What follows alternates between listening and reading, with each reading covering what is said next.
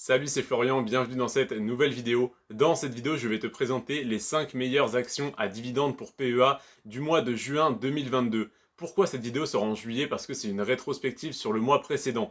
Sur le mois de juin 2022, les marchés financiers ont pas mal bougé, énormément d'actions ont chuté.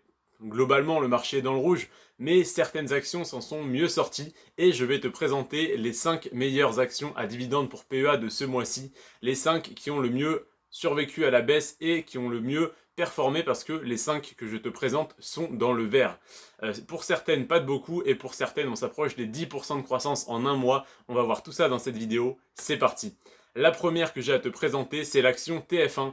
TF1 qui a un petit dividende relativement intéressant. C'est d'ailleurs pour ça que j'investis dessus à titre personnel, mais également une croissance assez comment dire, négligeable. Donc en fait on a une comment dire, une action cyclique, comme on appelle ça, donc c'est-à-dire que cette action va baisser de 30%, reprendre 50%, rebaisser de 50%, et donc on a une action qui est assez intéressante sur le long terme si on la renforce quand elle est relativement basse, et si on la revend quand elle est haute, parce que le rendement du dividende est correct, mais pas non plus délirant. Donc elle peut être intéressante en jouant avec comme ça, contrairement à d'autres actions qui vont être, par exemple comme Eiffage ou Vinci, simplement des actions à détenir, à conserver en attendant qu'elles prennent de la valeur. Donc TF1, elle a un petit dividende relativement intéressant et une croissance intéressante sur le moyen terme. Donc sur le long terme, sur 10 ans, on est à 16% de croissance. Donc autant dire que l'action a stagné sur les 10 dernières années. Sauf que si je te dis qu'elle a stagné, tu t'imagines que l'action a fait ça sur 10 ans, alors que en fait l'action a fait ça et elle est juste retombée au même niveau qu'il y a 10 ans,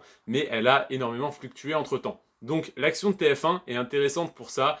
Actuellement, elle est relativement basse, mais ce mois-ci, elle a mieux résisté à la baisse que le reste du marché. Donc elle est intéressante à acheter en ce moment, mais voilà, ce mois-ci, il y a des meilleures opportunités que je te présenterai après-demain dans la vidéo qui s'intitulera les 5 meilleures actions à dividendes pour PEA à acheter ce mois-ci. Mais restons dans le thème de cette vidéo, donc on est sur les 5 actions qui ont le mieux performé. Donc TF1, ce mois-ci, a fait plus 0,3%. Donc oui, c'est une des 5 qui a le mieux performé avec cette performance très faible de 0,3% de croissance ce mois-ci. Et donc, comme je te l'ai dit, 16% de croissance sur les 10 dernières années. Pourquoi elle fait partie de ce classement? Eh bien tout simplement parce que tout le marché a baissé et que c'est une des seules qui a su résister, et donc une croissance de 0,3% ce mois-ci, eh bien c'est une des meilleures performances qu'on a eues sur le marché. Je te rassure, on en a 4 qui sont bien meilleures et je te les présente tout de suite. La quatrième de ce classement, c'est l'action Euronext. Euronext qui est donc la place de marché boursier tout simplement, qui a fait plus 1,7% ce mois-ci, donc légère croissance, mais une fois de plus 1,7% dans un marché baissier où la plupart des actions ont fait moins 10, moins 15 jusqu'à moins 18% pour certaines actions, du moins pour voilà, une ou deux actions qui m'intéressent et que j'ai acheté d'ailleurs ce mois-ci. Euronext qui fait plus 1,7% ce mois-ci, c'est une très bonne nouvelle. Et Euronext, surtout sur le long terme, sur les 10 dernières années, elle a une très forte croissance, elle a fait plus 326% en 10 ans. Donc si on compare ça aux 16% de TF1, ça n'a rien à voir. Donc Euronext, 1,7% de croissance ce mois-ci. La troisième action de ce top 5, c'est LVMH tout simplement, Louis Vuitton, Moet Hennessy, plus 3,5% ce mois-ci, et tu vas voir que les deux meilleures actions de ce mois-ci, les deux meilleures actions à dividendes de ce mois-ci, c'est également des actions de ce secteur, donc cosmétiques, luxe, bijoux, etc. LVMH plus 3,5% ce mois-ci, et sur le long terme, tu le sais très bien, c'est une excellente action, plus 396% sur les 10 dernières années. Autrement dit, pour 100 euros investis il y a 10 ans, donc en 2012 sur LVMH, tu aurais aujourd'hui 496 euros. Donc tes 100 euros investis plus les 396% de croissance. Deuxième action de ce top 5, c'est l'action L'Oréal. L'Oréal plus 6,3% ce mois-ci, c'est une excellente performance. Et plus 274% sur les 10 dernières années.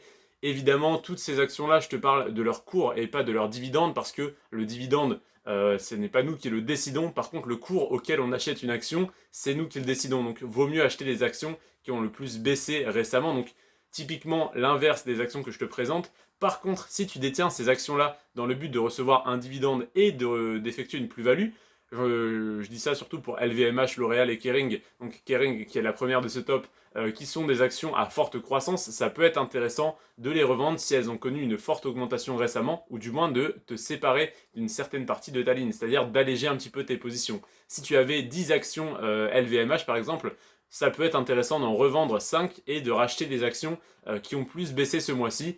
Donc d'arbitrer ton patrimoine ou tout simplement tu peux les conserver et attendre. En tout cas, voilà, L'Oréal plus 6,3% sur un mois et plus 274% sur 10 ans. Et la première de ce top, je t'ai spoilé, c'est l'action Kering. Kering qui a fait plus 9,2% ce mois-ci et plus 381% sur 10 ans. Donc excellente performance ce mois-ci et sur le long terme de Kering.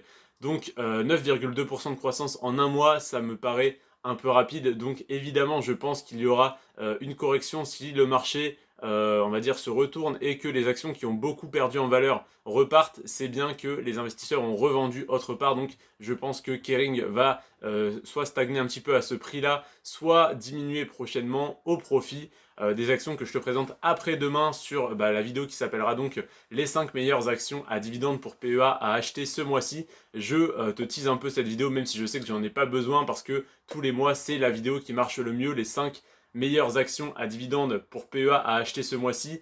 Et vous avez bien raison de vous intéresser, tu as bien raison de t'intéresser aux actions à dividendes pour PEA parce que non seulement je te présente des actions intéressantes sur le plan du dividende, mais comme tu as pu le voir, je te présente également des actions à part TF1 qui sont en croissance sur le long terme. TF1 est cyclique, donc c'est plus intéressant à racheter bas, à revendre haut. C'est voilà, c'est peut-être moins une des moins intéressantes que j'ai à te proposer, mais elle verse un beau dividende, donc ça reste intéressant.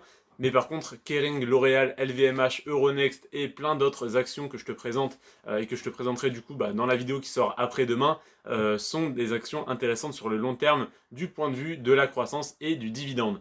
Je te remercie en tout cas d'avoir regardé cette vidéo. On se retrouve à 20h pour une autre vidéo, demain à midi pour une autre vidéo et demain à 17h pour une autre vidéo une fois de plus sur eh bien Kering où je rentrerai un peu plus en détail sur cette action, tout ce qu'il y a à savoir dessus, son avantage par rapport au marché, etc., etc. Je te remercie d'avoir regardé cette vidéo jusqu'à la fin. C'était Florian sur ce Prends soin de toi et de tes finances.